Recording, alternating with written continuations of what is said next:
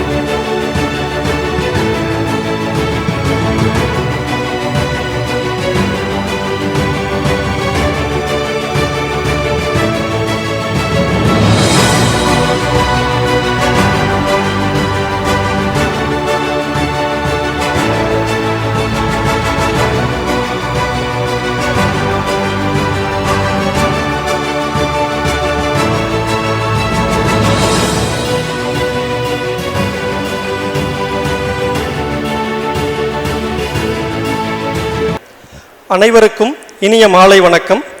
2 ஆண்டுகளுக்கு பிறகு ஒரு அதி உன்னதமான நாளில் மருத்துவர் ஜி வெங்கடசாமி நினைவு சொற்பொழிவு மற்றும் விருது வழங்கும் நிகழ்விற்காக இன்று நாம் அனைவரும் இங்கு குழுமியிருக்கிறோம்.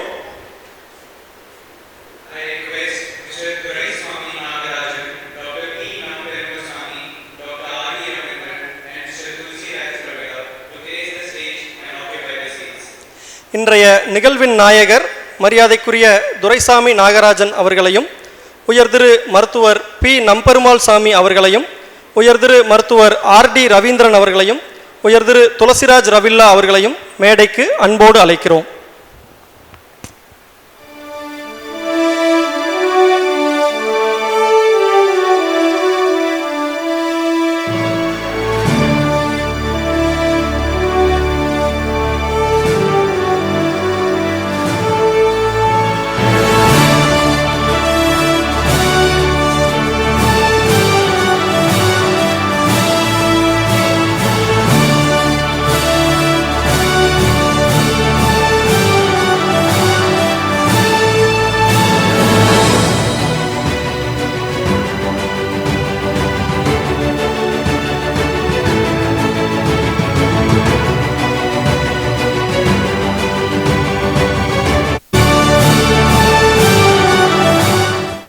Let's start today's program with an invocation to the Almighty. I invite Sister Simya and Sister Jagdishwari for the prayer song. ஆதிபகவன் முதற்றே அனைத்தும், இன்றைய மாலை நிகழ்வினை இனிதே தொடங்க செவிலியர்கள் சிம்யா மற்றும் ஜெகதீஸ்வரி இருவரையும் இறைத்துதி பாட அழைக்கிறோம்.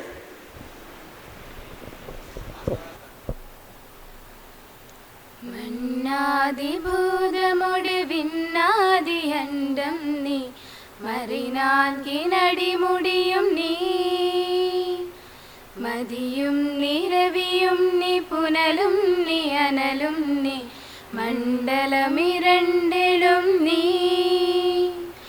பெண்ணும் நீ ஆணும் நீ பல்லுயிர்க்குயிரும் நீ பிறவும் நீ உருவமும் நீயே பேதாதி பேதம் நீ பாதாதி கேசம் நீ பெற்ற தாய் தந்தையும் நீயே பிரம்மானி விஷ்ணு நீ கைலாசநாதன் நீ அல்லாவுமேசுவும் நீ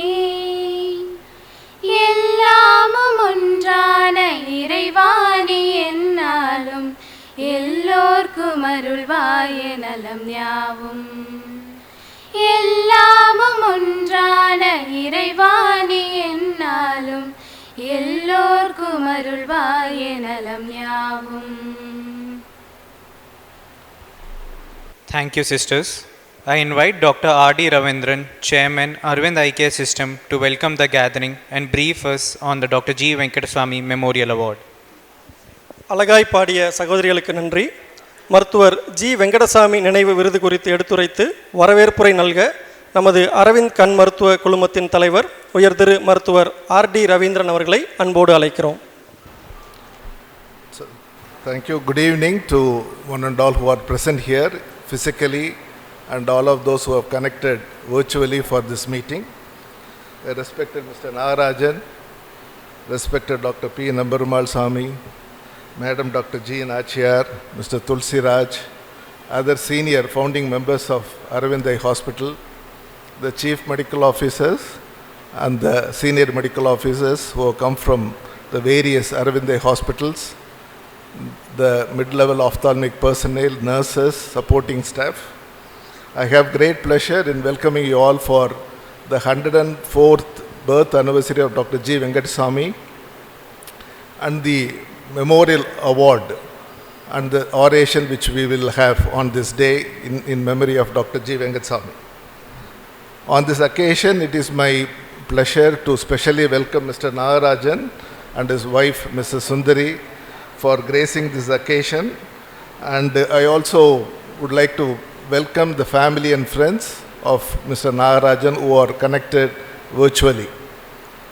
2 weeks ago, we had a very grand function celebrating our hospital day.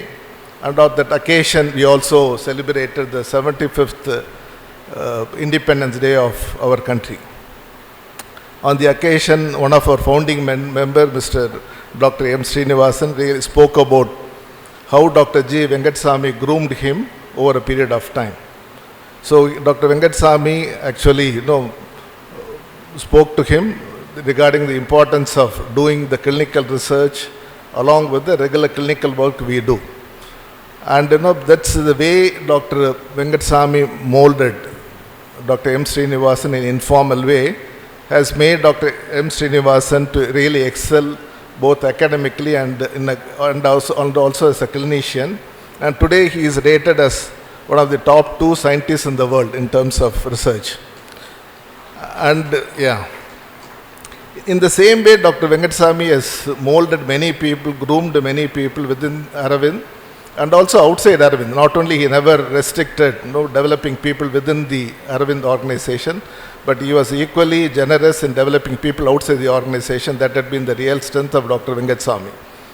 And Mr. Nagarajan, who is the recipient of today's award, is also one such person who had been mentored, groomed by Dr. Venkataswamy since Mr. Nagarajan came into the field of eye care in the year 1991. So we are all, we know him since for the last 30 years, and we are really happy that, you are being given this award today in memory of Dr. V and also giving this oration. So we all know that, Dr. G. Venkataswamy, fondly called by us as chief and many people outside of this organization as Dr. V, is a very compassionate person. his compassion for the people and his real care for the people who are blind made him conduct these eye camps when he was in the government hospital. I mean, he is the one who laid the foundation for community eye care in Tamil Nadu, and also you can say on a larger level, at the national level. And when he retired, he also wanted to provide affordable care. Because he is out of the government service, he wanted to provide affordable care, and that's why he started Aravind Eye Hospital, to make the care really affordable. And what he started as a small clinic today has grown into a network of about 14 eye hospitals, 6 eye clinics, and also about 105 vision centers.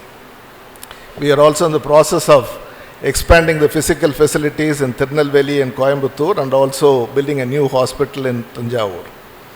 The same way, the compassion he had for the people who are blind also made Dr. Venkataswamy to start this initiative called Lions Aravind Institute of Community Ophthalmology. That really looks beyond Aravind and looks the problem globally, wherein it engages nearly today about 360 eye hospitals. And that's what made Dr. Venkataswamy to start RO Lab to provide affordable eye care products. And again, that's the passion which we had for eliminating needless blindness, is what led to the development of Dr. G. Venkataswamy Eye Research Institute, which has significantly contributed to the understanding of the eye diseases and the treatment, which is really affordable, and we are able to treat the patients in a very meaningful way. And during this ongoing pandemic, we were able to really take care of the patient because of the values Dr. V brought in, and also the guiding principles the founders were able to show. We were able to really care for the patients. If you look at last year's statistics, it is as good as what we did during the pre-COVID period. We not only took care of the patients during this period, but we also took care of the welfare of the staff equally during that point of time. And it is really very happy occasion to celebrate the birthday of such a person who had really guided us, molded us, mentored us, and also gave a lot to the people who had visual impairment, not only in Madurai but across the world. So in memory of Dr. V, which we celebrate on the 1st, we have organized what is called as an October Summit. We start with this oration, which we give Dr. G. Venkataswamy Memorial Oration. We start with this on the first day, on his birthday, and followed by several other workshops. During this oration, the award is given to people who have really contributed to ophthalmology and eye care, and several important people who have done work at the global level have been recognized in the last 11-12 years, since 2009. Mr. Nagarajan is one such individual who has done a lot for the field of community eye care, and we are really proud that we are able to honor him, and we are honor him with this award, and really thank you for accepting this award, sir. So in this year, in addition to this oration, we also have several meetings, at least 6 other meetings, especially focused on eliminating needless blindness and capacity building of people, both for internal participants and for people from other eye hospitals. So with this, once again, I welcome all of you who are present here physically and those who have connected with us virtually. I also take this opportunity to thank the friends of Aravind, the sponsors, the supporters, and the various NGOs within the country and outside the country for supporting us to realize the dream of Dr. Venkataswamy in eliminating needless blindness. Thank you. Thank you, sir.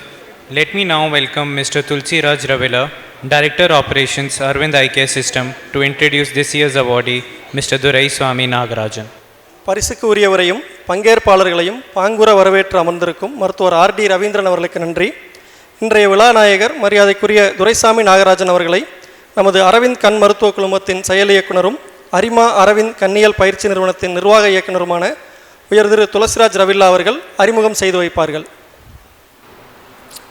Yeah, warm good evening to everyone here in person and to those watching us virtually from across the globe.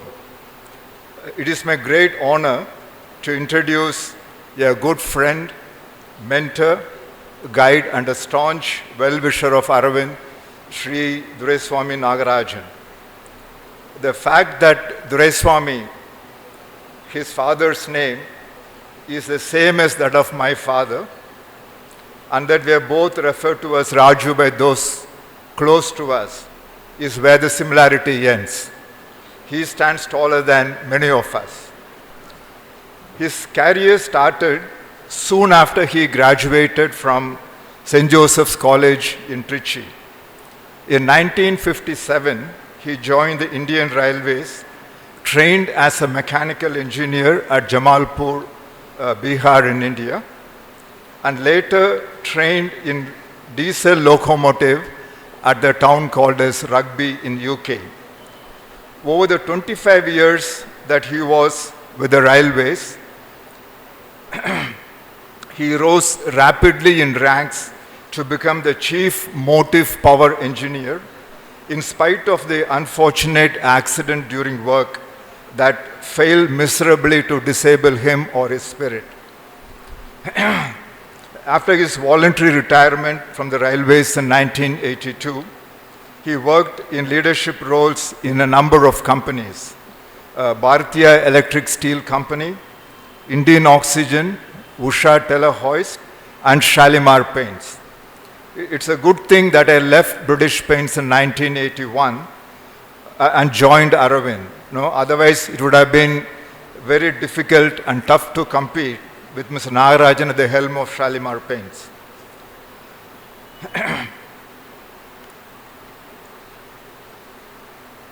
I've known Mr. Nagarajan since the time he joined Sightsavers in 1988, and Aravind was one of the early places that he visited. The process of joining Sightsavers in many ways defines the person he is. His motivation to join Sightsavers was driven by his desire to give back to the society. Amongst the criteria stated by Sightsavers for the regional director's position were that the applicant must be an MBA, must be under the age of 45, and must have some familiarity in the field. Mr. Nagarajan, in his application, clearly stated that he is not an MBA, he is not below 45, and he has got no exposure to eye care or health care or developmental work. But then he made a case as to how he may be able to contribute to the cause. And that probably intrigued those people in charge of selection, and he was invited for the interview. And as the saying goes, the rest is history. In this picture, he is accompanying Princess Alexandra, the patron of Sightsavers, during her visit to Aravind. While at Sightsavers, he defined his primary purpose as enhancing eye care. Towards that, he was active in an informal yet effective network of all international agencies working on eye care in India. There were frequent meetings of this network, and together were able to influence government policies. I had the privilege of being part of this network and interacting with Ms. Nagarajan. I distinctly recall working with him in a hotel room in Shimla, designing the government scheme to fund free cataract surgeries. This went on to be implemented across the country through DBCS, significantly enhancing the number of cataract surgeries in India. He is an active member of the board of Seva Foundation. He is with two of the founding members. He was always championing and being the voice of those in need of eye care and working with big names like Mohammed Yunus. Over the decade as its regional director, he changed the course of Sightsavers from being an agency that reimbursed cost and thus creating dependency in its partner hospitals to an agency that builds capacity and self-reliance. He in fact eventually stopped the funding to Aravind for free surgeries. He recognized Aravind's potential and supported us to work with Sightsavers partner hospitals to enhance their performance. He retired from Sightsavers at the age of 60 and became even busier than ever, splitting his time volunteering between Aravind and LV Prasad Eye Institute. During the last 2 decades, there has seldom been a LICO activity or an Aravind activity without Mr. Nagarajan's involvement and presence, and for that we are truly indebted. Anyone knowing Mr. Nagarajan would equally know his wife, Mrs. Sundari, who is always beside his side, a great source of strength and support. Together, they will soon be celebrating the Diamond Jubilee, that is their 60th wedding anniversary. They are blessed with 3 exceptional children and 6 grandchildren who are already making an impression like the grandfather in academics and at work. In closing, I want to thank Mr. Nagarajan for honoring us by accepting to deliver the Dr. G. Venkataswamy Memorial Oration. Thank you very much. Thank you, sir. I now invite Dr. R. Krishnadas, Director, Human Resources, Aravind Eye Care System, to read the citation. அழகானதும் அளவானதுமான அறிமுகம் வழங்கிய உயர்திரு துளசிராஜ் ரவில்லா அவர்களுக்கு நன்றி. பரிசுச் சான்றிதழை வாசிக்க அரவிந்த் கண் மருத்துவ குழுமத்தின் மனிதவள இயக்குனர் மருத்துவர் ஆர் கிருஷ்ணதாஸ் அவர்களை அன்போடு அழைக்கிறோம்.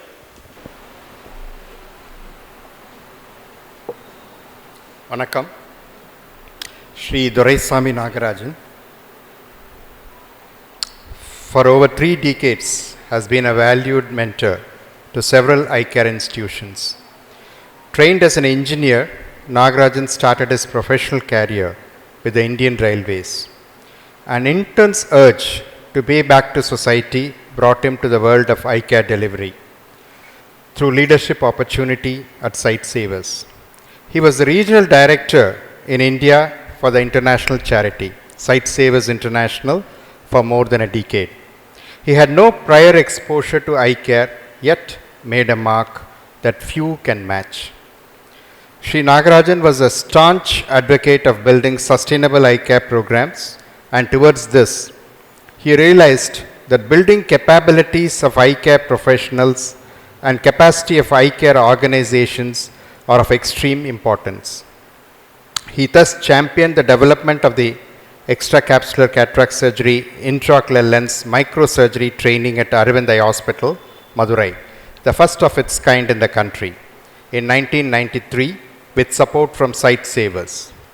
Subsequently, with Sightsavers assistance, Aravind helped establish similar training programs in Bangladesh and Nigeria, which contributed to the skill development of a large number of ophthalmologists. Sri Nagarajan played a seminal role in shaping and refining Aravind's consultancy and capacity building programs as an advisor to Lions Aravind Institute of Community Ophthalmology, LICO. During his years at Sightsavers, he encouraged several eye hospitals to visit Aravind and implement its operational model so as to improve their performance. These visits helped Aravind to develop and refine its own capacity building process and make it a structured program of LICO, which went on to mentor 370 eye hospitals around the world over the years. Sri Nagarajan has been serving on the board of directors of Seva Foundation, the United States, for more than 2 decades. His contributions to Global Sight Initiative, a collective effort by Seva Foundation to scale up sustainable eye care services worldwide, are highly commendable. He visited eye hospitals across the world and identified mentors and mentees for this initiative. With his sharp acumen and analytical skills, he persuaded the hospital leaders to think differently and motivated them towards a mindset that enabled these hospitals to improve their performance significantly while ensuring quality and sustainability. Sri Nagarajan is an honorary advisor to many eye care organizations, and his prudence and wisdom have guided thousands of eye care professionals in their fight against blindness. Through his unique style, he encourages them to go the extra mile and accomplish things far greater than what they have imagined. His strength lies in his capacity to motivate and inspire people. As a person, he is spiritually evolved, and this is an apparent in every interaction with him. Yet, he is down to earth and very forthright with his views, always choosing to make a difference over making a good impression. A multifaceted personality, Sri Nagarajan is also a sports enthusiast and was a winner of tennis and billiards championship when he was associated with the Southeastern Railway. Aravind Eye Care System is proud and privileged to confer the Dr. G. Venkataswamy Memorial Award for the year 2022 on Doraiswamy Nagarajan in appreciation of his enduring contributions to eye care and in particular towards Aravind Eye Care System's work in capacity building of eye hospitals involved in eliminating blindness. Thank you. Thank you, sir. We will now move on to the award presentation ceremony. எளிய மொழியில் அழகு நடையில் சான்றிதழை வாசித்த மருத்துவர் கிருஷ்ணதாஸ் அவர்களுக்கு நன்றி. அனைவரும் ஆவலுடன் எதிர்பார்த்திருக்கும் நிகழ்வின் முக்கிய தருணமான விருது வழங்கும் நேரம் இது. May I invite Dr. G. Nachyar, Director Emeritus, Aravind Eye Care System, Dr. R. Kim, Chief Medical Officer, Aravind Eye Hospital, Madurai, and Mrs. Sundari Nagarajan to join the dignitaries on the stage. விருது வழங்கும் தருணத்தில் சிறப்பு விருந்தினர்களோடு உடனிருக்க அரவிந்த் கண் மருத்துவ குழுமத்தின் கௌரவ இயக்குனர் மருத்துவர் ஜி நாச்சியார் அவர்களையும் தலைமை மருத்துவர் ஆர் கிம் அவர்களையும் மரியாதைக்குரிய துரைசாமி நாகராஜன் அவர்களின் உற்ற துணைவியார் திருமதி சுந்தரி நாகராஜன் அவர்களையும் மேடைக்கு அன்போடு அழைக்கிறோம். I invite Dr. G. Nachyar to present the citation to Mr. Doraiswamy Nagarajan. மருத்துவர் ஜி நாச்சியார் அவர்கள் மரியாதைக்குரிய துரைசாமி நாகராஜன் அவர்களுக்கு பரிசு சான்றிதழை வழங்கி கௌரவிப்பார்கள்.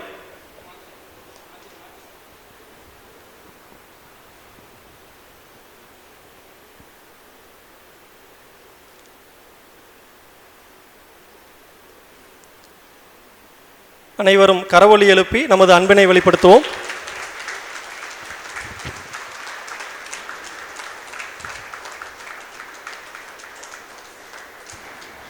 Dr. P. Namperumal-Samy, President, Govel Trust, will now present the prestigious Dr. G. Venkataswamy Memorial Award 2022 to Mr. Doraiswamy Nagarajan. மரியாதைக்குரிய துரைசாமி நாகராஜன் அவர்களுக்கு 2022ஆம் ஆண்டிற்கான மதிப்பு மிகுந்த மருத்துவர் ஜி வெங்கடசாமி நினைவு விருதினை கோவல் அறக்கட்டளையின் தலைவர் மருத்துவர் பி நம்பெருமாள் சாமி அவர்கள் வழங்கி கௌரவிக்கிறார்கள்.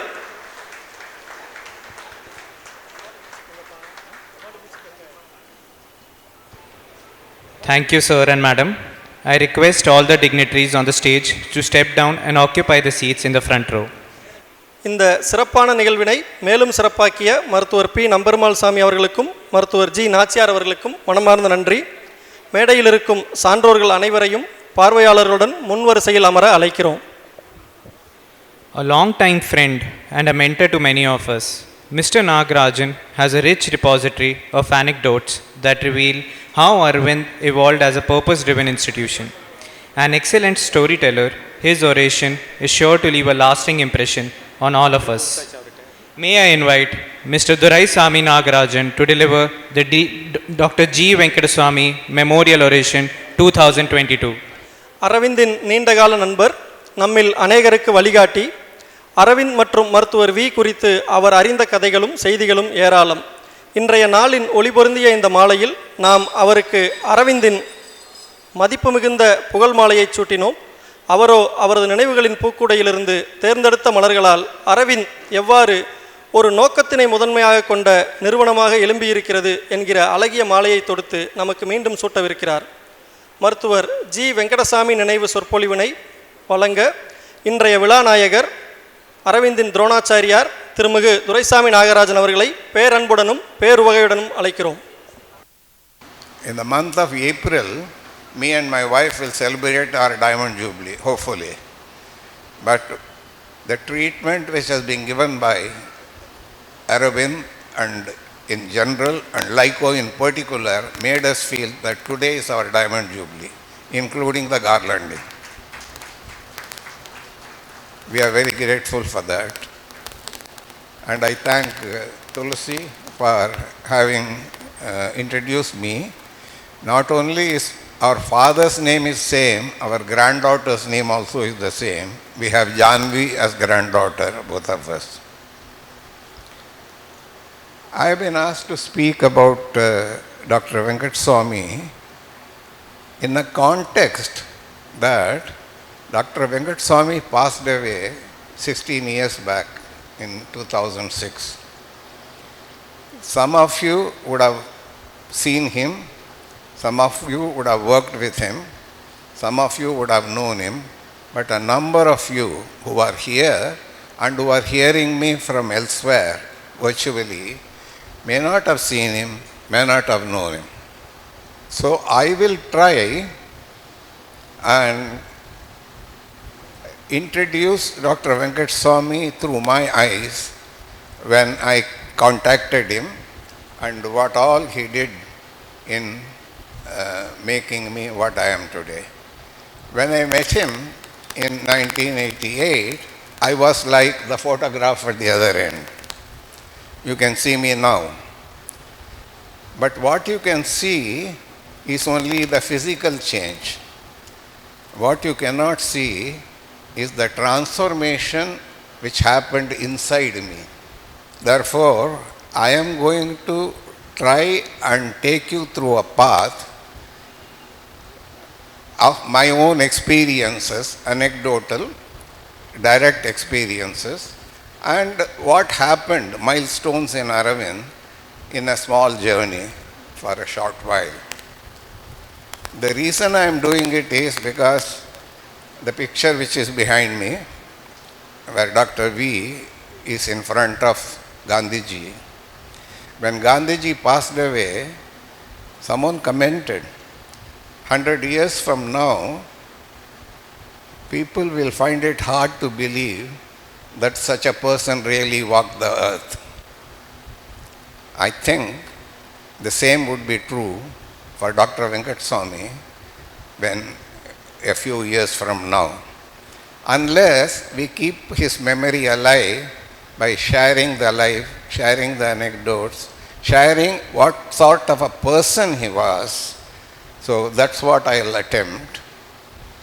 And I am of course grateful to Uday Kumar for this slide and the slides I will be showing you, Uday Kumar of LICO and the Aravind Communication. There is a technique used, methodology used in Vedanta. It's called Chandra Shaka Nyaya. I will tell you what it is. It is from what is known or what is perceived, you take or taken to what is not known or what is not perceived. It's called Chandra Shaka Nyaya because today is the 6th day of the waxing moon. On the 2nd day waxing moon is considered to be auspicious. People would like to see it. But it will be there in the sky only for a short while, soon after sunset, and it will go away. And it's very thin streak of light of a crescent of the moon. So it's very difficult to see. People will line up to see that, and one person might see it. Then he say, I have seen it. Then the others will look up to him. Then he will tell them, okay, I will show you. But you can't see it in the sky. So he'll say, can you see the tree? Then can you see that branch? Can you see the tip of the branch? Just go northeast 1 foot and the crescent moon is there. There is no connection between the tree and the moon, but it becomes a means of knowing the moon. The same way, when I take you through a few of the instances, anecdotes and milestones, I hope you will be able to perceive Dr. Venkataswamy, the unknown. Let me go through my presentation now. This is what Aravind is, as you all know, all of you who are here know, and it's in their book, annual report, booklets and all that, so it will be there. Aravind, we also know that there are 5 wings of services which Aravind provides. We know that a day in Aravind is very busy with and so many patients are, 16,000 patients are examined every day, 1,700, 2,000 surgeries are performed, etc., etc. Yes. We know that because of all this, there has been a lot of recognition to Aravind, and I was surprised to see there's not enough space in Lyco and Aravind Hospital. Even in the library, they have opened up a shelf for putting the awards. We all know also it started in 1976 very humbly in a small 11-bedded hospital by 7 people, whom Dr. V persuaded to join him to go on the journey. Next. So we know that Aravind Eye Care System was founded by Dr. V. This much is well known. Now I will try to show you what I am trying to share with you. It is, this is the idea of Uday Kumar, is depicted by a lamp. All our sense organs have, according to our scriptures, an Adhisthana Devata, an deity, presiding deity of the organ. And the presiding deity for the eyes is Agni, the light, in the light form. So Dr. V provided sight to many people, so the light symbolizes. Also the light symbolizes that Dr. V ignited the light, spiritual light, in most of the people who came in touch with him, worked closely with him, and were able to perceive and share from him whatever he has gained spiritually. My topic is going to be society from Dr. V's view. Society, from our view, is people do social service. That means the society, they do something. People do charitable service. And people do, nowadays the buzzword is corporate social responsibility. A certain percentage of the profit is plowed back into the society. That is the way society is looked at normally, as a beneficiary. But in case of Dr. V, he looked at society as the benefactor. He thought that he and Aravind were the beneficiaries. So he used to tell me that my workforce comes from the society, the support for doing whatever activity in the community or elsewhere is coming from the society and community. The patients are coming from the society. So where is it that I can claim anything? I am only responding to society based on the empowering they have done to me. So his sense towards society was not of a benefactor towards beneficiaries, but of a beneficiary, and therefore he was very grateful to the society in all this thing. He used to treat society with respect, reverence, and that automatically resulted in humility in him when he was facing the society. The next aspect of his this thing is service. He did not opt to be an ophthalmologist. He wanted to be something else, but ophthalmology was the something which he came into him. And while he was doing ophthalmology as best as he can, he could only serve for about 22 years in the government. The government had a limit to the age up to which you can work. They didn't know that he had 30 years of more life to give service. So they just terminated him or retired. He retired at the age of 58. Then he founded Aravind so that he would continue his service. And continue his service as a payback to the society. 30 years he has delivered post-retirement up to the age of his 88. We will see when we go through. While he did society and service, which is visible, which is perceivable, everybody can see what he has contributed. Physically it is available, the data is available, people know who all are doing, people talk about what he has done. There is something which is unperceivable in it, that would be again unseen in this slide, is spirituality. He did everything with a spirituality bias. He didn't do anything with an ownership bias or a doership bias. So, I will try to take you again further towards his life. While you will see society and service, try and see the spirituality under him. When I joined Sightsavers, I made a couple of visits.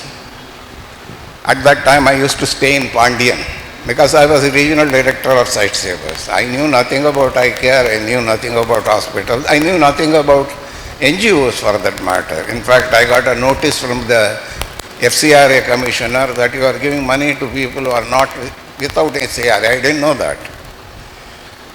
So, on the third or fourth visit, I asked Dr. V, how is it that you are able to think differently and also establish such hospital? So he said, come with me. At that time, of course, in 1988, there was only the main hospital, first portion, the rear portion wasn't there, and the free hospital. In this road, between Dr. V's house and from inspiration to all these buildings, including the PG hostel, was not there. They were all managed within half the main hospital building. So, in the base, he took me to the basement where the library was there. Now the library is above us where we are sitting. And he showed me these photographs. If you want to see these photographs, if you walk one floor up, you will find it at the entrance of this library also. Then he told me about the persons in the photograph as they are my mentors. The first one was Frederick Kugelberg. It was the largest photo, it still is the largest photo above. He says that he was a Swedish ophthalmologist. He came by a steamboat all the way from Sweden to Chennai. And then he moved from Chennai to Tirupattur, which is about 40 kilometers from here also on the way to Pudukottai. And he set up an eye clinic there. And he recruited local youth and trained them in various aspects of eye care. In those days, it used to be refraction, looking at the foreign bodies inside or this thing, etc. But he trained them. Also, he realized that in case he goes back, he should not go away. So he trained two ophthalmologists, one Dr. M.S. Gurupada. I am telling all that what Dr. V told me. Dr. M.S. Gurupadaswamy and Dr. Joseph Jnanadikam. M.S. Gurupadaswamy, somehow or other went into politics, he became health minister also. But Joseph Jnanadikam set up an eye hospital in Trichy. It's known as Joseph Eye Hospital. It's a very popular one and a very huge hospital. And so he said, a person of Sweden has come to treat the blind in our country. Should we not take a responsibility for the problem ourselves in this country? That is the first one. Then he showed me the second picture, Dr. Mehere. He said, Dr. M.P. Mehere, Mahesh Prasad Mehere, he was the founder and director of Sitapur Eye Hospital. And Sitapur Eye Hospital was a chain of hospitals. He said, in his lifetime, he had been able to establish 32 hospitals in eastern UP, in each district one hospital, with the support of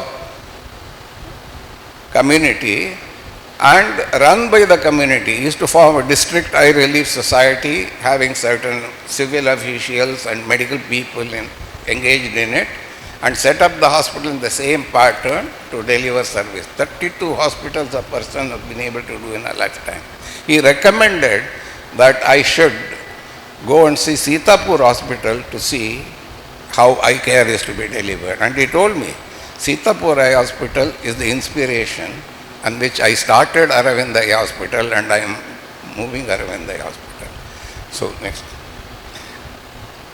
I went to Sitapur Eye Hospital, saw Dr. Mehere had passed away sometime in 74 or 75, so I couldn't meet him. but I could see the systems he had left behind. Lot of things which were very good. Sitapur had the third photocoagulator which was made in the world, serial number 3. Photocoagulator is the treatment for retina, I think, in those days, before laser came in. The first lift in a hospital has been installed in Sitapur. It was a phenomenal this thing I saw. But I also saw that they did a lot of their work in outreach in suboptimal facilities, so that the patients were operated under suboptimal conditions. They were kept in ward in suboptimal conditions. To me, though I didn't know anything about medicine, to me it didn't appear right. But apparently it was okay there because Sitapur's camps were very popular. So I rang him up. I asked him, why is it happening? He said, you come, I'll tell you. So I came to Aravind, and then I talked to him that I got inspired by Sitapur partly, but I didn't get what I can do to contribute. So what is it I can do? Then he used to have a lot of publications, diaries, books and all that on his table, in his drawers and behind in his bookshelf. He walked to the bookshelf and picked up a book, Fulfillment Through Leprosy, written by Professor Jagadishan. He said, read this book. So I asked him that fulfillment through leprosy sounds strange title, because leprosy is a disease which reduces the body components, the fingers, leg, ear, nose, mouth, they all get disfigured. How can he attain fulfillment through leprosy? Leprosy can only... He said, you read the book, you will know. So I read the book. In those days, I'm talking about days where there was no internet, there was no mobile, there was nothing. So if you wanted to know anything, you read a book. So I read the book. And Professor Jagadishan was an English professor in Annamalai University. And it's Chidambaram. He contracted leprosy somehow. And the leprosy became visible. So he was to leave his job because he can't work in a college as a professor with leprosy. So he left his job. Socially he was ostracized. Family members did not want him to stay with them. He went through all the problems a leper will face. But then he was an educated person. He found out there is a multi-drug therapy, MDT is to call. And if you go through that therapy, the leprosy can be arrested and even cured. He went through that therapy, got himself cured. After getting himself cured, he didn't go back to the teaching profession or becoming a professor. He said, I have suffered and I have come out of it. In those days, in the Chidambaram, Viluppuram, Velur area, the prevalence of leprosy used to be over 20%. That means 1 in 5 persons had contracted leprosy of various forms, mild, serious, etc., etc. He said, I will work for eradication of leprosy in my area. So he took that as a thing. So he said, I'll set up a Kushta Nivarana Nilayam, leprosy eradication center. But he needed money for setting it up. His head of the department was Right Honorable Srinivasa Sastri, who was a very close colleague of Mahatma Gandhi. So he took him to Mahatma Gandhi, he narrated his history and he said, I'm going to do. And Kasturba Gandhi had died just a few years back, and they had a trust in the name of Kasturba Gandhi Memorial Trust, and there were funds. So Mahatma Gandhi gave him the first check to start the Kasturba Kushtavan. This is all that what I read. And he set it up. He had went through a lot of difficulty because it's very difficult to get people to come and work with lepers. Even clinical people used to be not very comfortable working with lepers, so he had to persuade and build a team of caregivers. And the lepers themselves wouldn't abide by the treatment procedure because the multiple drug therapy was a very long-drawn treatment procedure. He went through all that in a period of about 20 years or so. He was able to bring down the prevalence of leprosy from over 20 to less than 2% in that area. It's called Magamantangal. And Dr. V was a personal friend and well-wisher of the thing. In fact, the book Dr. V gave me was an autographed book of Professor Jagadish given to Dr. V. But I couldn't locate that book, so we got the book given to Dr. M.S. Srinivasan, and that's what we have shown you here. And the relationship was such that Aravind used to conduct eye camps and surgical camps in their facility for lepers. This is one of the camps like that. You can see a leper in this thing. Going through that, I could get the message which Dr. V was saying to me, that life should have a purpose, and a purpose which is much beyond yourself. Its purpose must be much larger and even daunting, as in the case of Dr. Jagadish. And you must have a passion. You must have a passion that I'll pursue my purpose and make it happen. You must have perseverance, because there will be many obstacles in doing it. The more difficult the purpose, the more larger with the and patience. Getting result cannot be overnight. You have to be all that I could learn by reading it, and Dr. V guiding me now without telling these things, that these are the important points, and nothing to do with eye care, nothing to do with eyes. It's all about a person developing, getting through a problem, finding a purpose, developing a passion and following his passion.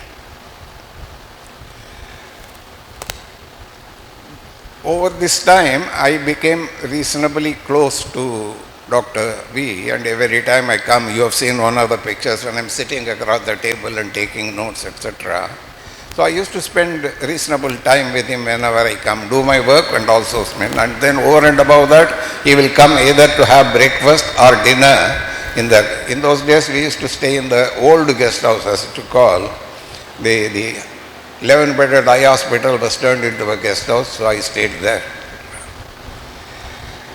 1990, there was the Third General Assembly of International Agency of Prevention of Blindness, IAPB, in Nairobi. So I had gone from Sightsavers, from Aravind, Dr. V had come. From Seva Foundation, Susan Gilbert and David Green, they came. And we used to be together. I didn't know anybody there. Alan Foster was there. Of course, John Wilson was there. All people who are big in eye care were there. I knew only people who are Sightsavers and Aravind and a few others. One evening, we went out for dinner. Tulsi was there. One evening, we went out for dinner to an Indian restaurant. While we were having dinner, Dr. V said, after dinner, can you guys come to my room? So he said, okay. When Dr. V says that his request is like a command to us, we went to his room. And the room was a single-bedded room. There was one bed, one chair. Because we were very Spartan, the frugal bit was there. And Dr. V sat in the chair. Susan sat on the cot, cross-legged. And Tulsi, David Green and myself sat on the carpet. And we looked at Dr. V, what is it, why he has called us? So Dr. V said, I am feeling very anguished. I am feeling very guilty. We couldn't understand why. He says, I am giving IOL to people who can pay for it, and giving intracapsular extraction and plus 10 glasses for those who cannot pay for it. But when I started Aravind, I will give the same care to everybody irrespective of their ability to pay. But I am making a distinction. So I am feeling guilty. So we didn't know what to say. Then he himself said, I am not able to do it because IOL cost $150 to $200 or 2,500, 3,000, 3,500 rupees. And we can't give it to people who cannot pay because that much money we cannot subsidize. But there is a solution, he said. If you guys can think of making an IOL for less than $10 or $10, 200 rupees, then I will be able to give IOL to everybody. Again, we didn't know what to say because we didn't know what was the technology involved, what is the equipment involved, what are the various other intricacies involved, and then how to make it and market it. We are not an engineering organization. So we said, just kept quiet and came away.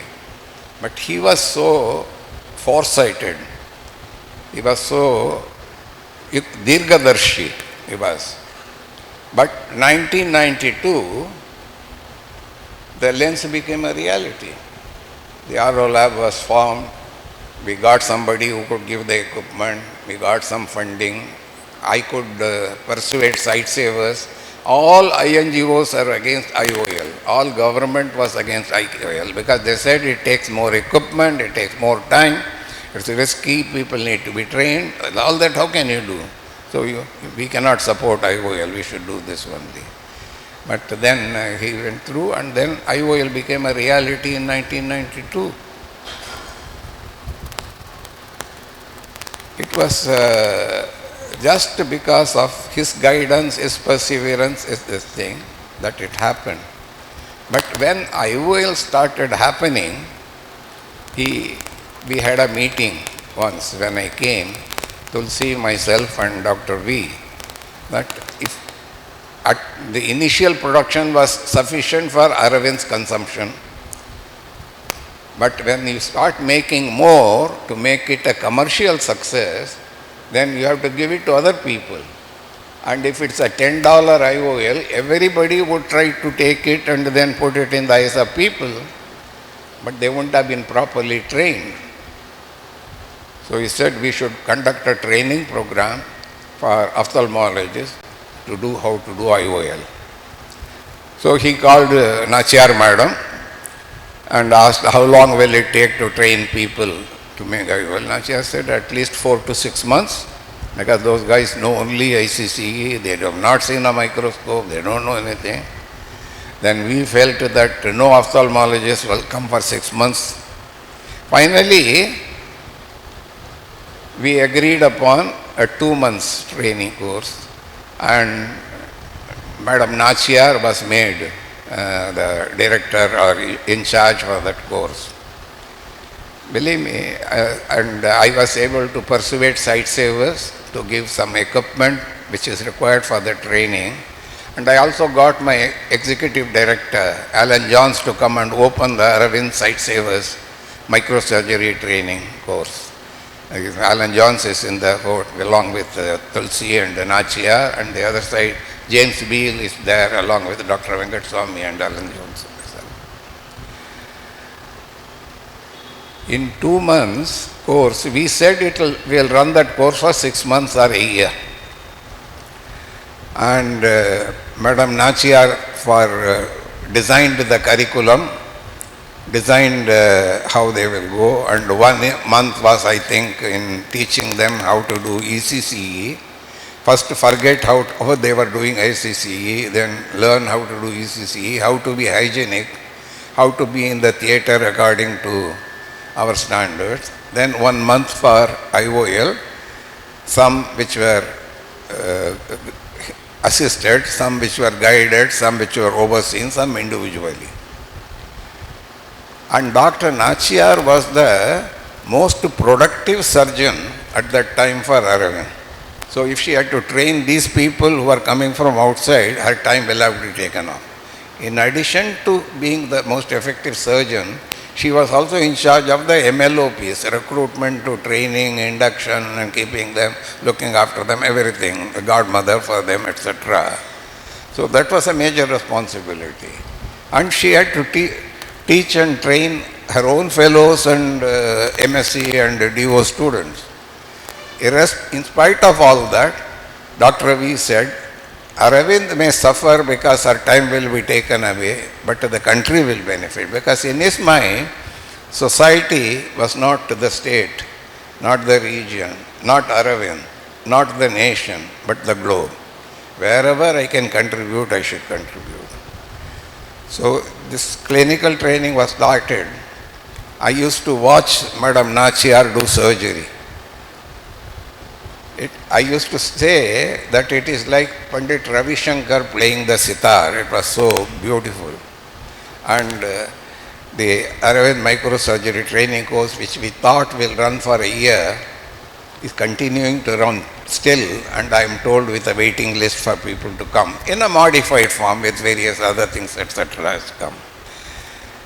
Along with this specialty clinical training, not for Aravind own fellows, but for outsiders, was extended further when Dr. Namperumal Swami wanted to teach people in diabetic retinopathy in diagnosis and thereafter in treatment, and then glaucoma. So we added various training programs outside of Aravind's own fellows and own candidates. And those people who were trained could be even from, I wouldn't say competitor, but persons who are practicing in the area where Aravind has its hospital. But that didn't deter Dr. Venkataswamy. He said, everyone is going to contribute in it. The market is very large, he used to say. So that was how he looked at society. That was how he looked at what he can contribute. That's how he did service. This is one bit. Next. While we were doing all this, one day Dr. V, in my visit, he called me and Tulsi. He gave us a directory. There used to be a directory made by Voluntary Health Association of India. It used to have a green border cover with a green border and yellow background with black letters or whatever. I don't know where he got it from. And that had a record of all hospitals in the country, not only eye hospitals, how many beds they have, how many doctors, what have been their annual OPD, what has been the surgery, etc. Those statistics were there. He told us just to check how many hospitals eye hospitals are doing 10,000 or more surgeries. So it was quite a thick book. So between me and Tulsi we went through and we found we could not find more than the fingers on my hand. You know how many hands I have. So we told Dr. V, he said that look at how many between 5,000 and 10,000. And there were a few numbers. Then he told us, at that time in India, the total number of surgeries which was being performed as per government statistics was 1.4 million. Out of 1.4 million, only 35% was being done in hospitals. 65% was being done in surgical camps outside, and that also seasonally. He said, we are only doing about 40 lakh surgeries now. If we can train, say, 100 hospitals to do 5,000 surgeries or more, we will be able to add 500,000 surgeries nationally. And the reason they are not doing it is not because there are no patients, not because they are not having equipment, not because they are not having doctors, but they are not having a system of demand generation, serving this thing, efficient way of operation, etc., etc. So that was the genesis of a concept of helping hospitals through an institution called Lions Aravind Institute of Community Ophthalmology. For the vision building we started initially, it's become capacity building. LICO itself has a history because Lions started a Sight First program in 1991 or so. In 1993 onwards they became active after collecting the money, 2 years for fundraising.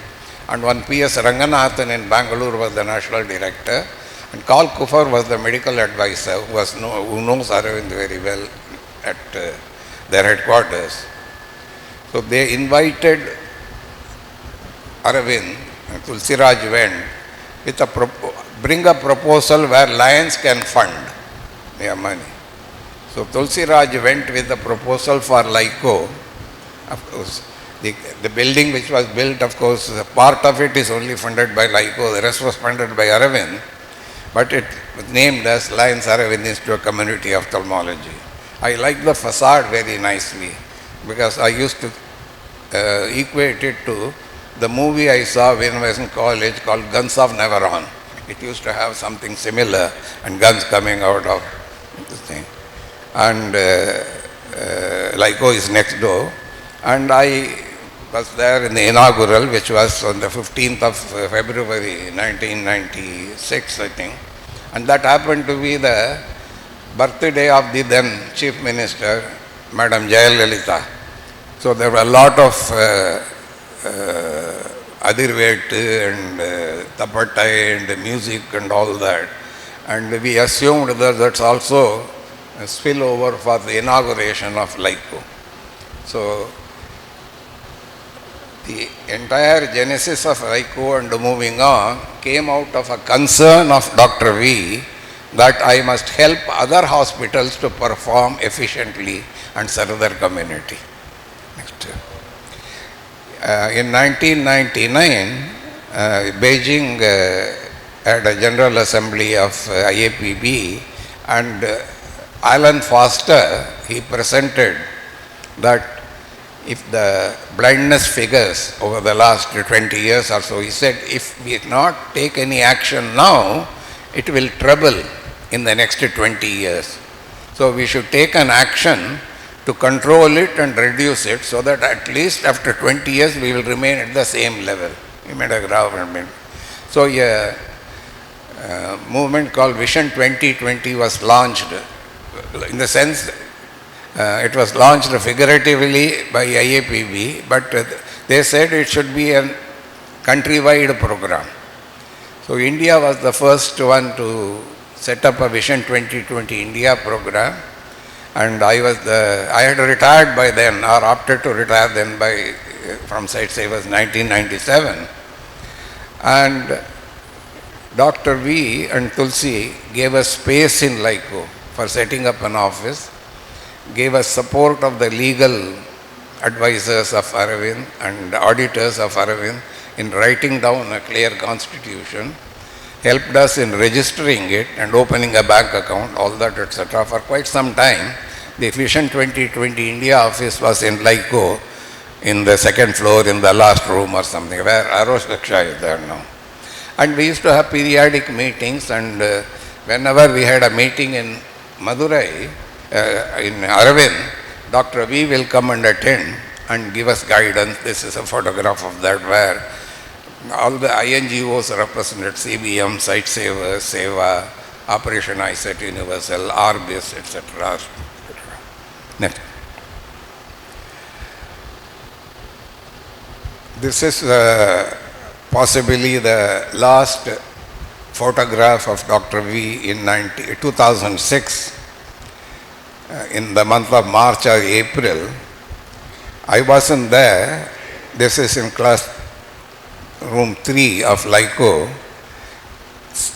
Dr. V was also one of the founders of Seva Foundation in America, along with Larry Brilliant, Girija Brilliant, Susan Gilbert, Ram Das, and Nicole Grasse, and others. And Dr. V was one of the lifetime board members. The other two were Dr. Nicole Grasse, who was a doctor in WHO, and who was, Dr. John Wilson used to call her the one-woman dynamo, and she was responsible for eradication of smallpox in Bihar and UP. She was in charge of it. She could get anything done. So she was one of the doers on the honorary lifetime board member. The other was Ramdas, who was Richard Alpert, a Harvard professor, who found spirituality with Nim Karoli. From Nim Karoli Baba became Ramdas and became a spiritual teacher. His basic teaching is be here now. Because most of us are here now, physically. Mentally, we are somewhere else in the space-time continuum. He said that if you can make your mind be here now along with your body, you will have no problem, you can go through life. That's his philosophy, and he kept telling, which is true also.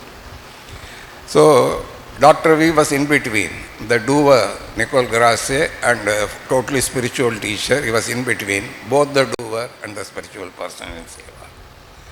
And Seva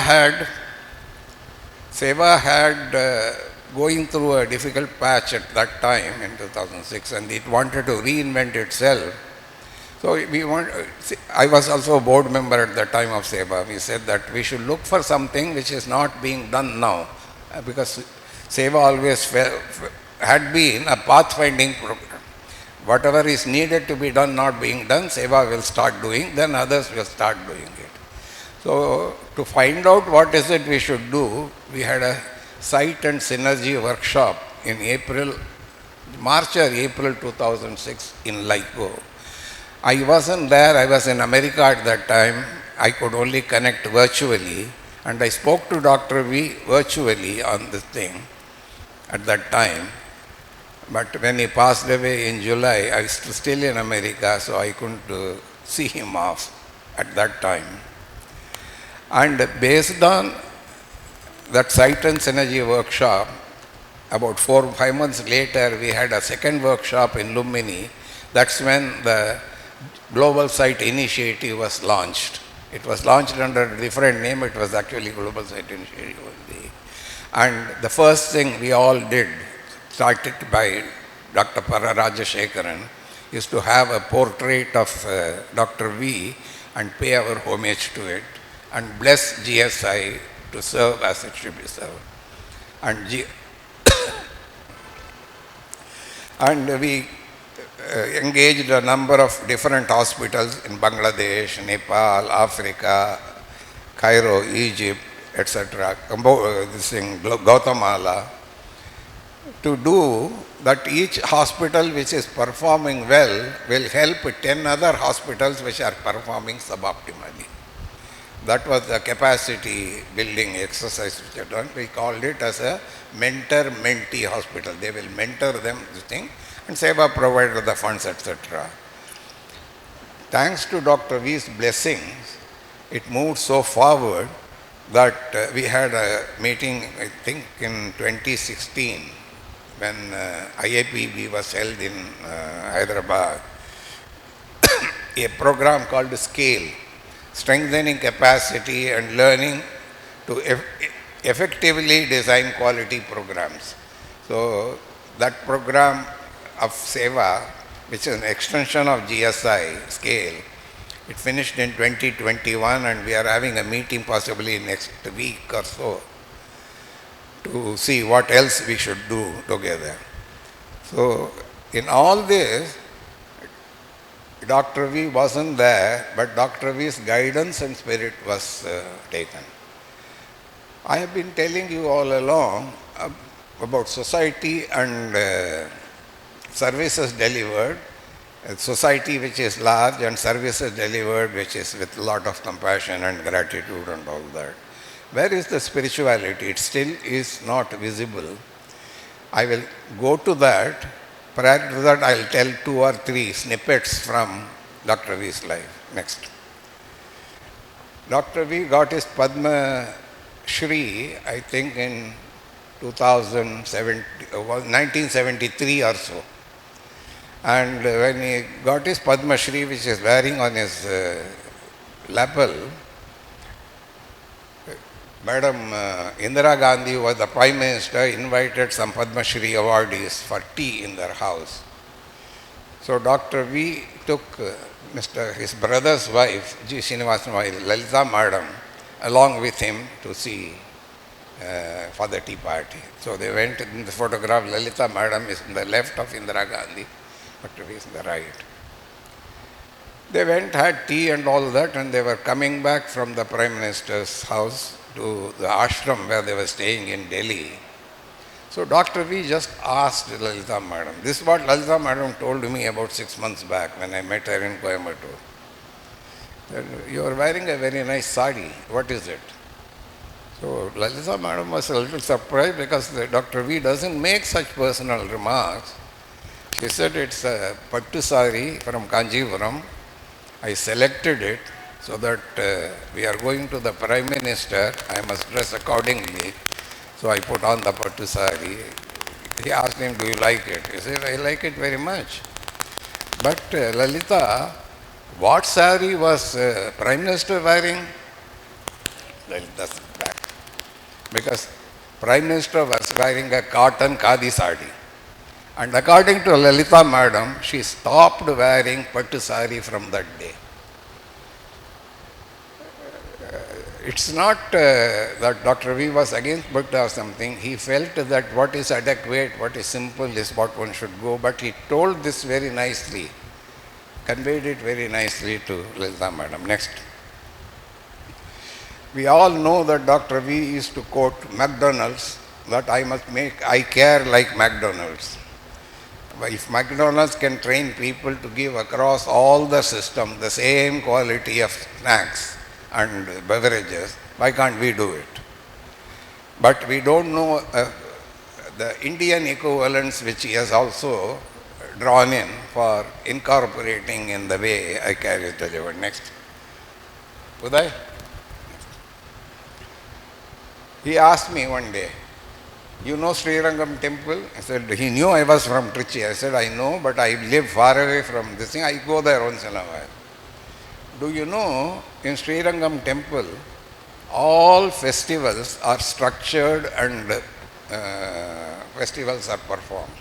The structuring is, what will be the alankaram that day? How will the Lord be decorated?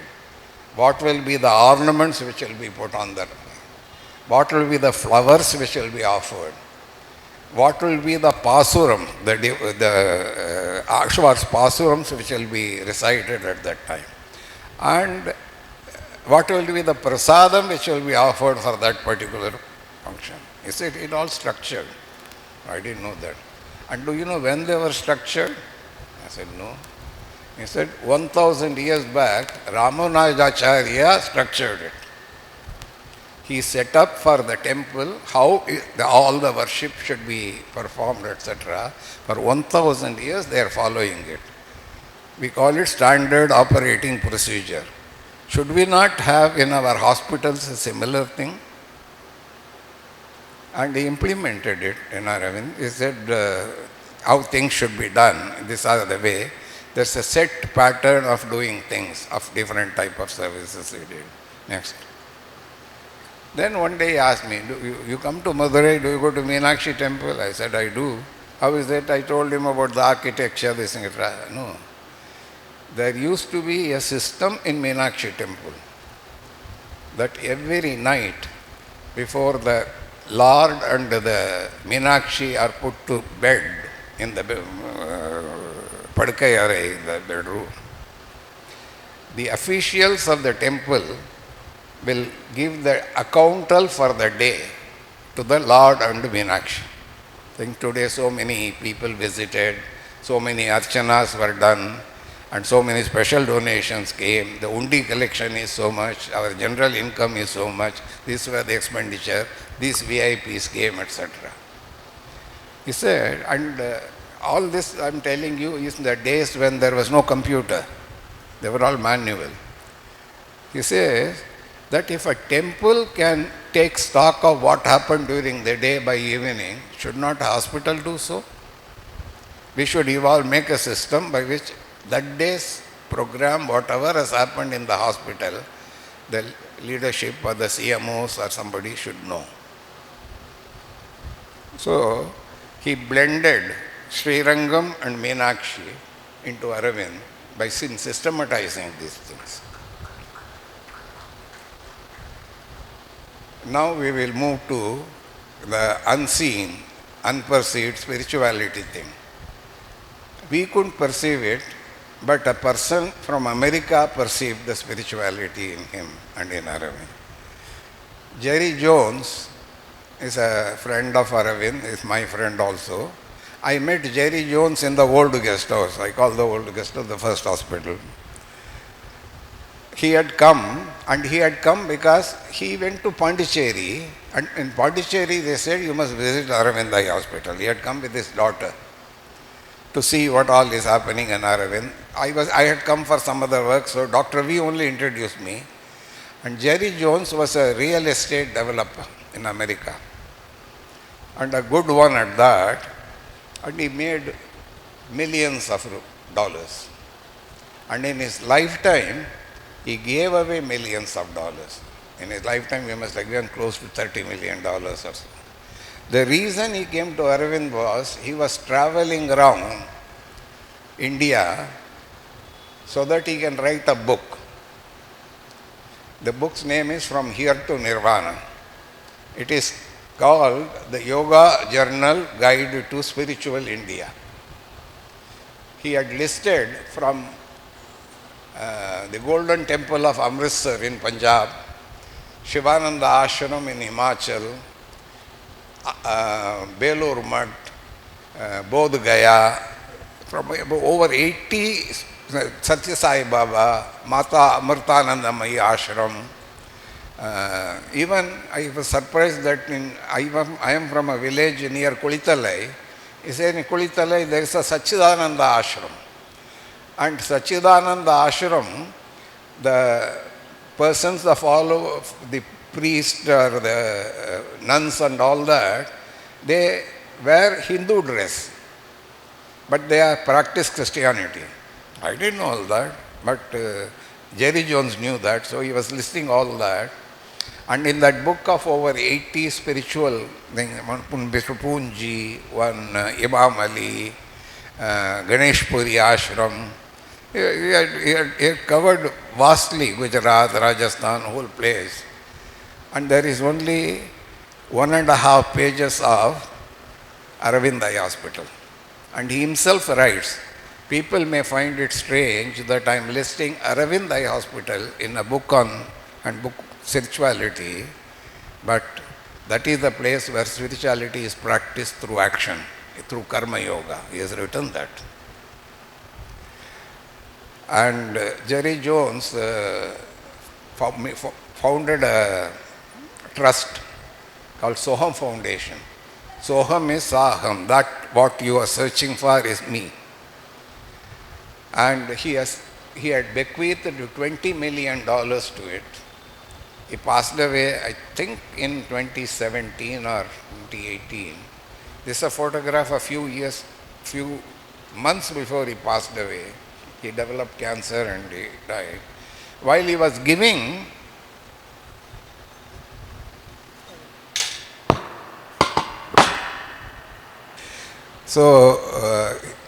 I am one of the board members. He left $20 million with instruction in about 10 years' time this money should be exhausted and the foundation should be dissolved. That kind of a person.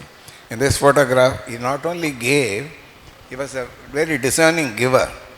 He was taking a report from me and Heidi of Seva, what the money has done, because he had given $1 million to Seva, what all good has happened, etc. Next. Another person who identified the spirituality of this thing is the Asthana poet, late Mr. Lakshmanan. He actually wrote the poem Nityata when Nityata was inaugurated. So he had written an article in your fortnightly magazine, Tingal Udayam. And that article was reproduced about 2 or 3 months back. And I am giving you a truncated portion of that article where he had quoted Sri Aurobindo. Sri Aurobindo on Lord Krishna's culture, he said all work can be done if it's done according to the dharma and if it's rightly done. Because there is an erroneous notion that Krishna asked Arjuna to fight. That's not true. Krishna asked Arjuna to do his duty, because it's Arjuna who was one of the person who instigated the war, he and Bhima. Of course, Duryodhana did whatever, etc. He collected everybody. Then he asked Krishna to take the chariot to the center of the armies so that he can see who all have come here to fight with me and be killed.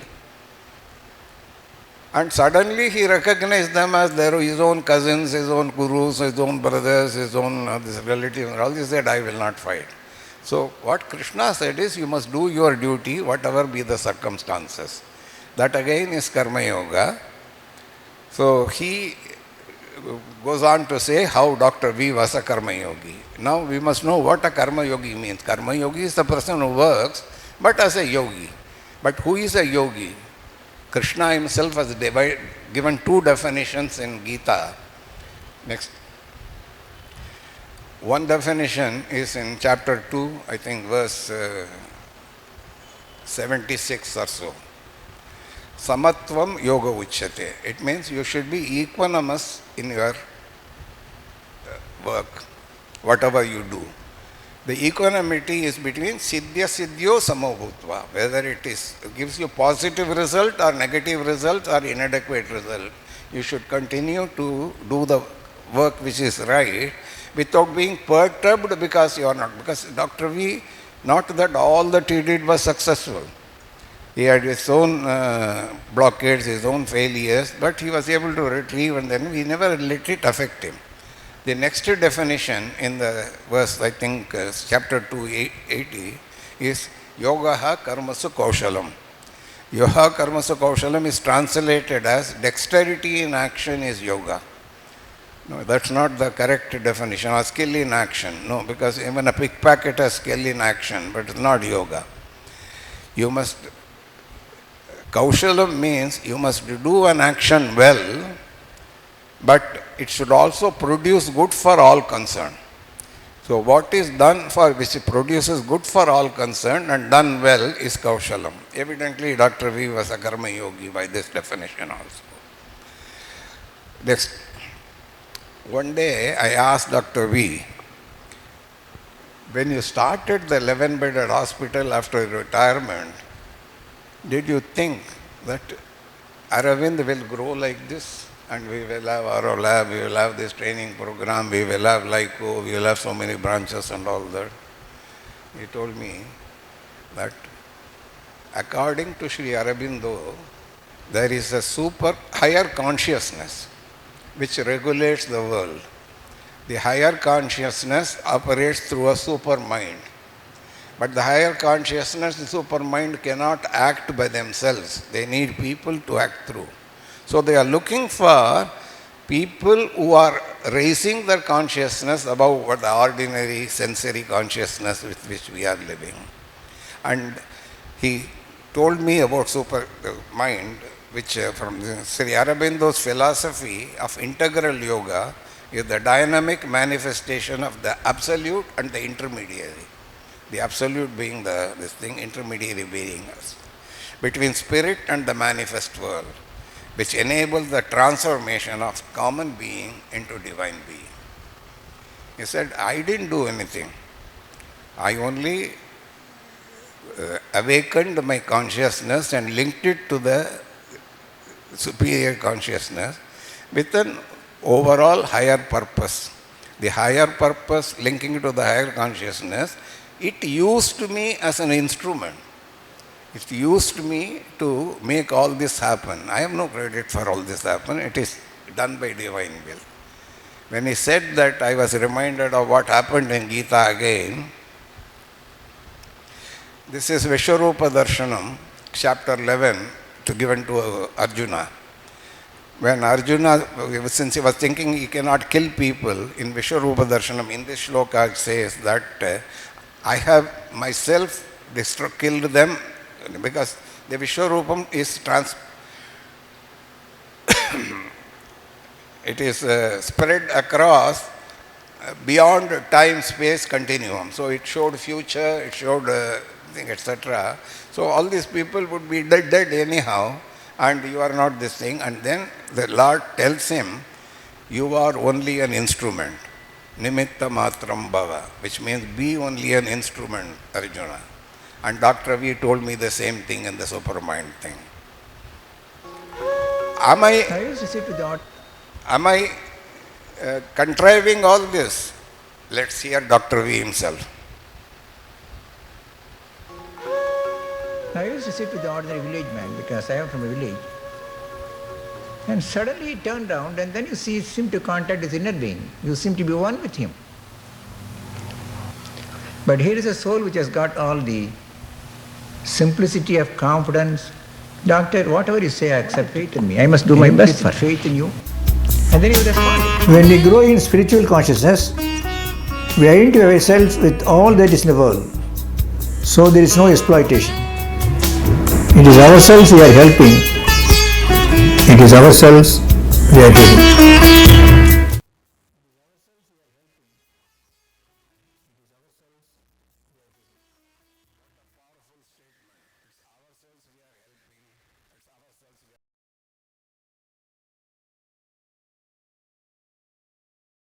Yes, another quotation is, intelligence and capabilities are not enough.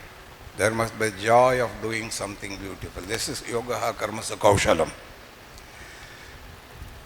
Let's see what the Holy Mother of Pondicherry has said. She has said, life must blossom like a flower, offering itself to the divine. She has said life, not just work. Everything you do, every relationship you have should be done as if you are offering to the divine, which is called Ishvara Arpana Buddhi. So if you are doing anything as an offering to the Lord, you will give the best of things to the Lord. In your life, you will have best of things, Lord. When Dr. V said there must be a joy of doing something beautiful, this is what he meant. Today is Dr. V's birthday. This morning, a few of us went to Nityata to meditate to the divine, to give us that type of wisdom and attitude, to reflect on ourselves, where is it we can improve, and to pay our homage to Dr. V. When we came out and I looked at around, I remembered the Aero Farm, Aero Lab area, which now is very different, as a barren land with thorn bushes and all that. And Dr. V planted one sapling, which has become a big tree. I went and sat under the tree and reflected. I saw, reflected that the tree has trunk, roots, branches, small branches, twigs, leaves, buds, flowers, fruits. But all of them carry the same gene, the same DNA as the trunk or the root. Every part of the tree carries the same DNA. Even when they drop off the tree, the same DNA would be there. Also, I saw there were dragonflies, butterflies, bees, and birds, including a peahen, sitting on the tree for some time, doing whatever they were doing and going away. So on the reflection I felt, we are all in Aravind. We have a choice. We can be like the branches, the twigs, the leaves, the buds, the flower, the fruits, gaining the DNA of what Aravind is and what Dr. V was and what he has instilled in Aravind. Or we can be like the birds, bees, and the butterflies, spending some time in Aravind, going away. My prayers to the Almighty to help us make the right choice. Thank you very much for your patient listening.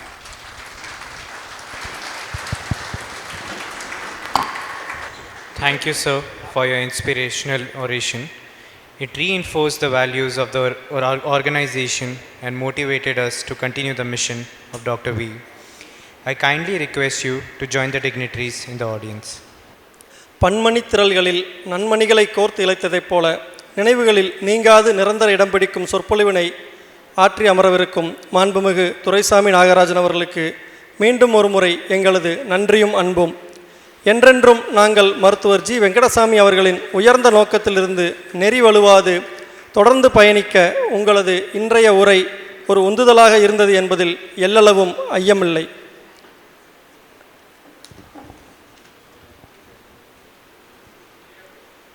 நாம் அனைவரும் மீண்டும் ஒரு முறை கரவொலி எழுப்பி நமது அன்பினை அவருக்கு வெளிப்படுத்துவோம்.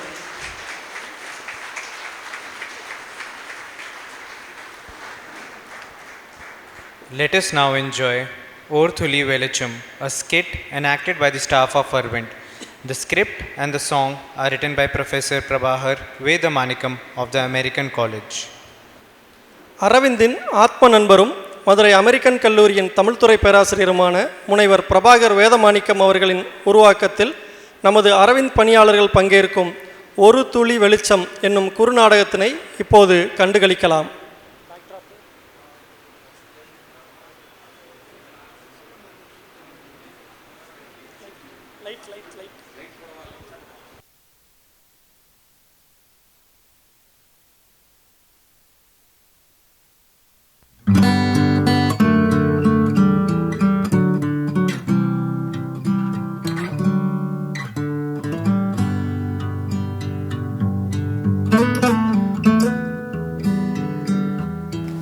அப்பா அப்பா என்ன அப்பா ஒரு சின்ன ஹெல்ப்பா. கொஞ்சம் பொறு, பேப்பர் படிச்சுட்டு வரேன். ஏங்க அவ ஏதோ கேட்குறாள்ல, சொல்லிட்டு தான் பேப்பரை படிங்களேன். சரி சொல்லு, என்ன வேணும்? அப்பா, சமூகத்தை மாற்றிய சாதனையாளர்கள் அப்படின்ற தலைப்பில் ஒரு கட்டுரை எழுதணும், எனக்கு கொஞ்சம் உதவி செய்யுங்களேன். நீ எழுத வேண்டியதுக்கு நான் எப்படி உதவி செய்ய முடியும்? உன் கட்டுரையை நீ தான் எழுதணும். அப்பா, நான் தான் எழுத போகிறேன். எதை பற்றி யாரை பற்றின்னு நீங்கள் சொல்லிட்டா நான் தேடி எழுதிக்குவேன். ஓ அப்படியா? அப்போ சரி சொல்லுங்கப்பா. அமெரிக்காவில் ஆப்ரஹாம் லிங்கன் ஒருத்தர். அப்பா, இதெல்லாம் எல்லாருக்கும் தெரிஞ்ச பழைய கதைப்பா. சரி சரி, அப்போது சவுத் ஆப்பிரிக்காவில் நெல்சன் மண்டேலா கேள்விப்பட்டிருக்கியா? ஏன்பா, நம்ம நாட்டில் யாரும் இல்லையா? ஏன் இல்லை, கல்கத்தாவில். உங்கள் அப்பாவுக்கு ஊர் உலகத்தில் இருக்கிறதெல்லாம் தெரியும், ஆனால் உள்ளூரில் என்ன நடக்குதுன்னு தெரியாது. ஆமாம், இவளுக்கு ரொம்ப தெரியும். ரொம்ப தெரியாட்டினாலும் எங்களுக்கும் கொஞ்சம் தெரியும். பாப்பா, நம்ம ஊரில் மதுரையில் டாக்டர் வின்னு ஒருத்தர் இருந்தார். டாக்டர் வியா? ஆமாம், டாக்டர் வெங்கடசாமி அவரோட முழு பேர். நம்ம வீட்டிலேருந்து 10 கிலோமீட்டர் தூரத்தில் வசிச்சிருக்காரு. நம்ப முடியாத சாதனைகள் பல செஞ்சுருக்காரு. பரவாயில்லையே, உங்கள் அம்மாவுக்கு விஷயங்கள்லாம் தெரிஞ்சிருக்கே. காலையில் 2 மணி நேரம் இங்கிலீஷ் பேப்பர் படித்தா மட்டும் போதாது, நமக்கு பக்கத்தில் யார் இருக்கா, என்ன நடக்குதுன்னு கொஞ்சம் தெரிஞ்சுக்கணும். அப்பா, நீங்கள் போய் பேப்பர் படிக்கலாம். அம்மா நீ சொல்லுமா. அப்பா, நீங்கள் அமெரிக்காவில் என்ன நடக்குதுன்னு போய் படிங்க. இவர் தான் டாக்டர் வெங்கடசாமி. இவர் நம்ம ராஜாஜி மருத்துவமனையில் வேலை பார்த்தார். அப்போ அவர் மற்ற மருத்துவர்கள் மாதிரி வர்ற நோயாளிகளுக்கு மருத்துவம் பார்க்கறதோட நிற்காம மற்ற விஷயங்களையும் கவனிப்பார். அப்படி கவனிச்ச போது அவருக்கு சில விஷயங்கள் புரிஞ்சது. அது என்னன்னா, நம்ம ஊர்ல நிறைய பேருக்கு வேலை செஞ்சு சம்பாதிக்கிற வயசுலேயே பார்வை குளாறுகள் அதிகமாக இருக்கிறதையும் பலர் பார்வை இழப்புக்கு உள்ளாவதையும் கவனிச்சாரு. அதுக்கு காரணம் கண் புரைங்கின்ற ஒரு நோய். அதை ஒரு சிறிய அறுவை சிகிச்சை மூலம் அகற்றி சரி செய்ய முடியும் என்ற தீர்வையும் அவரால் யூகிக்க முடிஞ்சது. ஆனா நாடு முழுவதும் பல்லாயிரக்கணக்கான பாமர மக்களுக்கு அந்த சிகிச்சை தேவைப்பட்டது. ஆனா அத்தனை பேருக்கான மருத்துவ வசதிகள் அப்போது நம்ம ஊர்ல இல்லை. அப்புறமா மற்றவங்களா இருந்தா நான் என்னால் முடிஞ்சதை கவனிச்சு சொன்னேன், அதுக்கு மேலே நான் என்ன செய்ய முடியும், இது பெரிய வேலை, அரசாங்கம் தான் இதை செய்ய முடியும்னு சொல்லி ஒதுங்கி இருப்பாங்க. ஆனால் டாக்டர் வி அப்படி சமாதானப்பட்டு கொள்ளலை. சொந்த செலவில் ஒரு சிறிய மருத்துவமனையை 11 படுக்கைகளோட ஆரம்பிச்சார். போர்களால் இந்த உலகம் மாற்றங்களை சந்திச்சிருக்கு. புரட்சிகளால் தான் உலகத்தை மாற்ற முடியும்னு இன்னும் சில பேர் நம்பிக்கிட்டு தான் இருக்காங்க. ஆனால் சேவைகளால் மாற்றங்களை கொண்டு வர முடியும். என்று நம்பக்கூடியவர்களும் சில பேர் இருக்காங்க. அவர்கள டாக்டர் வியும் ஒருவர். ஆமா, 1976 தொடங்கி இன்னைக்கு வரைக்கும் 90 லட்சம் மனிதர்களின் கண்கள் ஒளியை காண காரணமா இருந்திருக்காரு. ஒவ்வொரு 2 கண்களுக்கு பின்னாலும் ஒரு குடும்பமும் அவர்களின் சுகம், துக்கம், எதிர்காலம் எல்லாமும் அடங்கி இருக்குது. எந்த ஆரவாரமும் இல்லாம அவர் தொடங்கிய அந்த சேவை பயணம் இன்னும் தொடர்ந்து கொண்டிருக்கிறது. எளிமை, சேவை, அயராத உழைப்பு, இதுதான் டாக்டர் வி.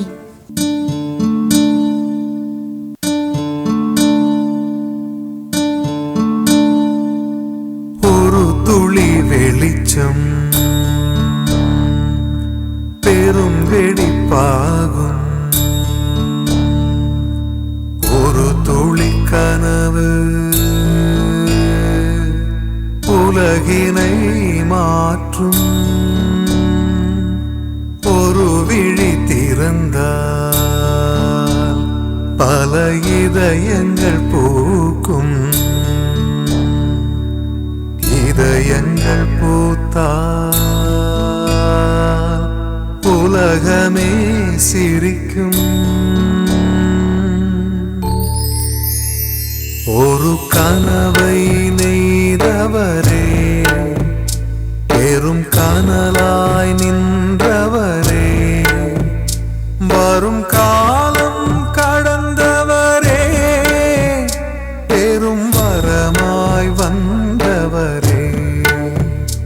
ஒரு கனவை நெய்தவரே, பெரும் கனலாய் நின்றவரே, வரும் காலம் கடந்தவரே, பெரும் வரமாய் வந்தவரே.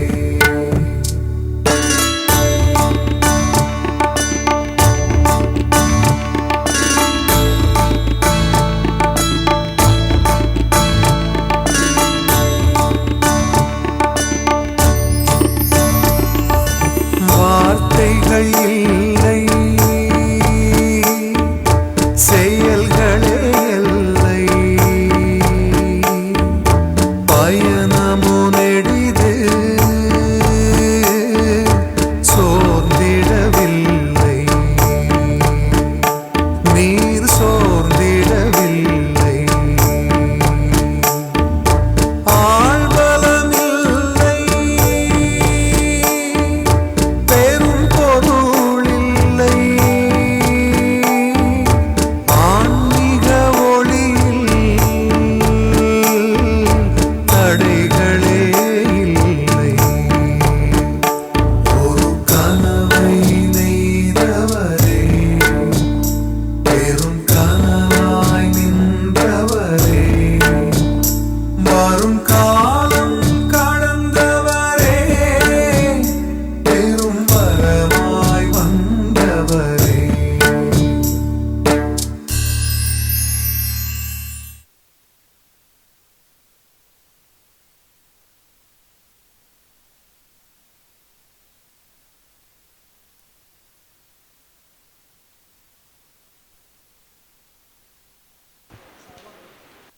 Thank you team for a wonderful performance, and we express our deep gratitude to Professor Prabhakar Vedamanikam for helping us with the script at a short notice and for being with us throughout in the preparation stage. மிக குறுகிய காலத்தில் நடிப்பிலும் காட்சி வழியாகவும் சிறப்பானதும் பொருத்தமானதுமான மேடை நாடகத்தினை பரிசளித்த பேராசிரியர் பிரபாகர் அவர்களுக்கும் அதனை ஒருங்கிணைத்த சையதலி மற்றும் குழுவினர்களுக்கும் நெஞ்சார்ந்த நன்றி. நன்றி நவில லைகோவின் முதுநிலை ஆசிரியர் திருமிகு கணேஷ் பாபு அவர்களை அன்போடு அழைக்கிறோம். A warm good evening to all. I have great pleasure to be here to propose the vote of thanks. First of all, let me thank the chief guest of the day and the star of the ceremony, Sri Doraiswamy Nagarajan, for accepting our request to be the recipient of the award. A father figure to most of us at Aravind, his constant mentoring and rich and timely inputs have significantly impacted the way we carry out our professional as well as personal lives. Thank you for giving us a wonderful oration and igniting our minds. Thank you, sir, for always being with us. and my sincere gratitude to Mrs. Sundari Nagarajan for remaining a strong pillar of support to Mr. Nagarajan sir. My special thanks to the Chief Medical Officer and the staff from other centers who have come all the way to Madurai to attend this ceremony in person. I thank each one of you here for attending and gracing this ceremony. I thank the SLT members, organizing committee of the ceremony, LICO staff, audio visual, IT, DTP, housekeeping and catering department team for taking all the efforts to ensure the smooth conduct of the ceremony as well as to give us all a memorable experience. Thank you all. Thank you, sir. I request everyone to stand up for the national anthem. நயமாய் நன்றி உரைத்திட்ட திருமிகு கணேஷ் பாபு அவர்களுக்கு நன்றி. நாட்டுப்பண்ணோடு விழா இனிதே நிறைவேறுகிறது. அனைவரும் எழுந்து நிற்க பணிக்கிறோம்.